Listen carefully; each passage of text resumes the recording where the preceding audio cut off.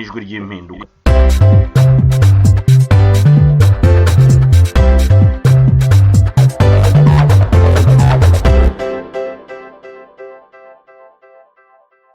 Merci beaucoup. Je vais continuer à parler en français. Mesdames, Messieurs, la seule chose qui soit nécessaire au triomphe du mal est que les braves gens ne fassent rien. C'est ce que disait le philosophe et homme politique irlandais Edmund Burke. Face au silence assourdissant de la communauté internationale sur les victimes du FPR depuis 1990, les Rwandais ne peuvent pas rester les bras croisés. Les hommes sont morts, mais sont morts également le respect de la vie, le respect de l'autre, les valeurs sociales sur lesquelles nos ancêtres ont bâti le Rwanda. La Commission Vérité Rwanda se propose de promouvoir les valeurs humaines, de vérité, de justice et de solidarité entre autres, en vue de la réconciliation et du maintien intégral de la dignité humaine dans la communauté rwandaise, Hutu, Tutsi et Twa. C'est un des objectifs qui ont été rappelés par Nico. Si aujourd'hui nous ouvrons le chapitre du génocide contre les Hutus, cela ne veut pas dire que nous refermons celui du génocide contre les Tutsis. Le génocide contre les Tutsis doit continuer à être éclairé et doit être assumé par les Rwandais, car c'est notre histoire. Il touche chacun d'entre nous.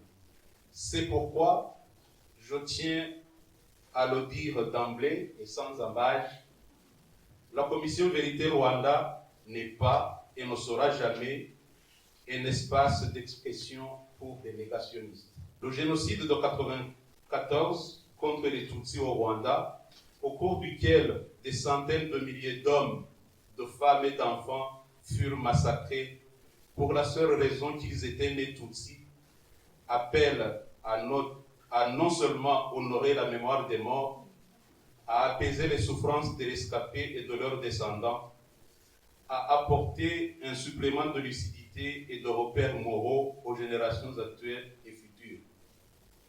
Mais il appelle aussi à combattre toute forme de négationnisme.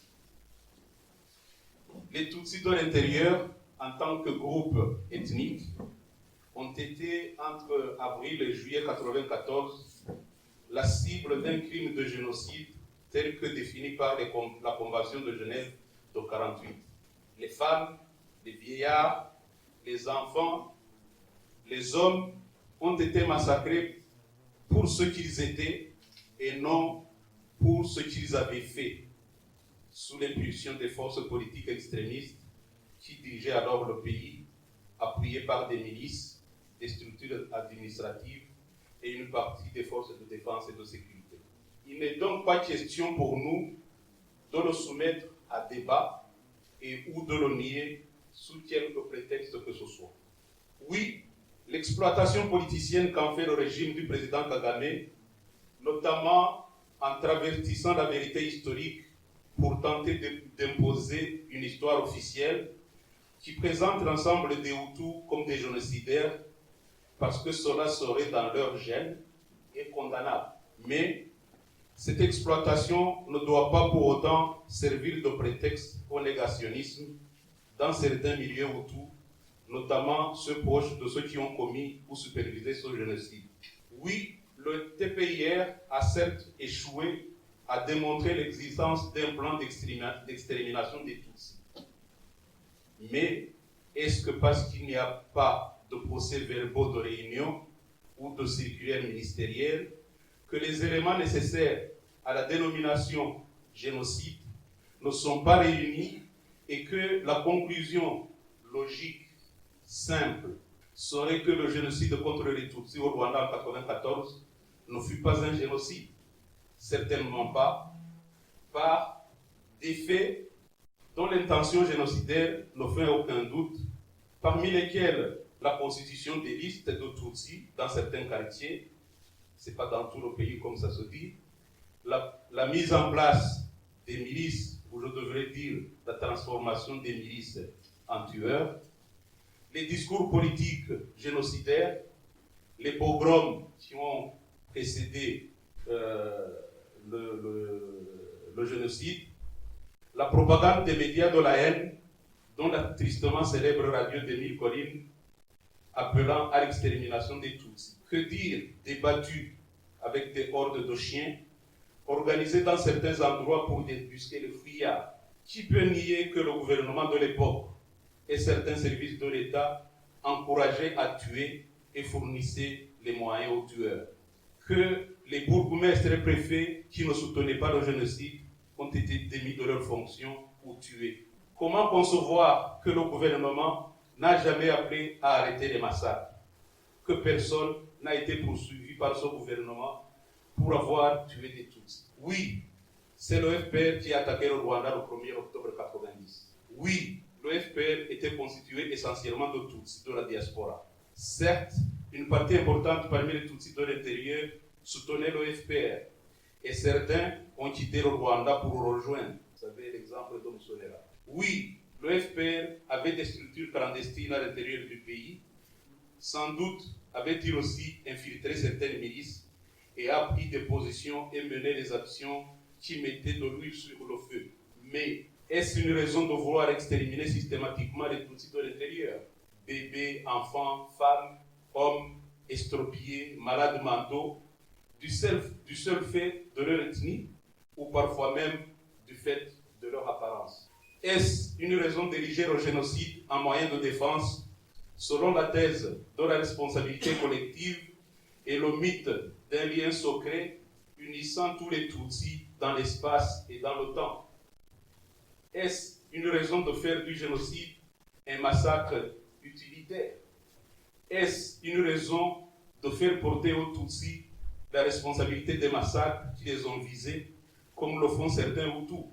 Toutes ces pseudo-raisons dédouanent-elles les génocidaires de leur responsabilité?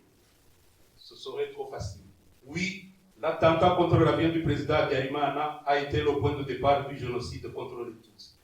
Qu'il y ait un débat pour connaître les auteurs de cet attentat est tout à fait légitime. Mais cet attentat ne doit pas être instrumentalisé pour nier la réalité du génocide contre les Tutsis en 1994. Faire de cet attentat la cause même du génocide ou tenter de justifier le génocide contre les Tutsis par cet attentat en faisant valoir que les Tutsis l'ont bien cherché, qu'ils ont provoqué leur propre extermination en organisant l'attentat contre l'avion présidentiel, est tout simplement immonde. Oui, le pouvoir de Paul Kagame est sans conteste pire que le régime de Habyarimana. Sans doute aussi, le nombre de Hutus morts est plus important que celui des Tutsis. Cela ne change rien au fait que les Tutsis ont été victimes d'un génocide au Rwanda en 1994. Et cela n'exonère à rien l'ancien régime de sa responsabilité dans ce génocide. Les victimes n'en sont pas moins victimes et les bourreaux n'en sont pas moins génocidaires.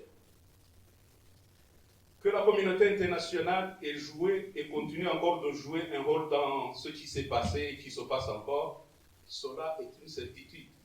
Les Rwandais doivent avoir le courage de regarder la communauté internationale dans les yeux et de le dire sans détour. Je pense que c'est le sens de l'intervention de Théogène Rudasinghe. Cela ne peut cependant pas être une excuse pour les Rwandais de se dédouaner et de nous faire oublier l'essentiel, à savoir que les criminels rwandais sont les premiers responsables des massacres qu'ils infligent à leurs compatriotes. Il convient donc pour tous, vis-à-vis du génocide contre les Tutsis, d'identifier avec lucidité cette manipulation rhétorique et de distinguer clairement critique politique du régime et remise en cause de la réalité du génocide contre les Tutsis, afin de ne pas offrir une légitimité au négationnisme. Mais il convient aussi de soumettre à la même exigence et de condamner avec la même vigueur le rôle et les crimes du FPR avant, pendant et après avril 1994. La situation exceptionnelle du pays, le génocide contre les Tutsis et la victoire du FPR ne constituent pas un permis de tuer. De la même manière que les crimes du régime de Kagame ne doivent pas servir de prétexte pour exonérer les génocidaires Hutus de leurs responsabilités dans le génocide contre les Tutsis. De la même manière, le génocide contre les Tutsis ne doit pas absoudre les criminels de FPR de leurs responsabilités. La situation exceptionnelle consécutive au génocide de 1994 ne doit pas être un quitus pour piétiner les droits de l'homme qui sont universels ou pour adopter des critères différenciés d'évaluation lorsqu'il y a violation de ces droits. La sagesse populaire rwandaise dit que la vérité passe dans le feu, mais ne brûle pas. Encore faut-il établir la vérité. La mission d'établir la vérité revient à tout un chacun. Il s'agit d'une question de vie ou de mort pour toute la société rwandaise. Cela permettra à nos compatriotes de comprendre tout ce qui s'est passé, pourquoi ils ont souffert et pourquoi ils souffrent encore, comment on en est arrivé là et ce qu'on peut faire pour mettre définitivement un terme à la logique génocidaire. En tout état de cause, c'est la peur de la vérité qui enferme le régime du FPR dans un terrorisme politique désuet, dans la radicalisation et dans le refus de l'alternance politique pour se protéger. C'est cette même peur de la vérité qui l'amène à mettre en place des instruments de propagande dévoués à sa cause et destinés à justifier tous ces crimes. Le but de la commission Vérité Rwanda n'est pas de renvoyer les criminels dos à dos. La commission vise à servir de point de départ à une action conjointe de toutes les personnes et de toutes les institutions soucieuses du respect de la vie et engagées dans la reconstruction d'une société rwandaise juste et humaine. Ce n'est pas une tâche facile, c'est une œuvre de longue haleine et un travail de fourmi. Mais c'est une agréable fierté et un agréable devoir pour la commission Vérité Rwanda d'engager et de participer à ce processus. Merci de votre attention.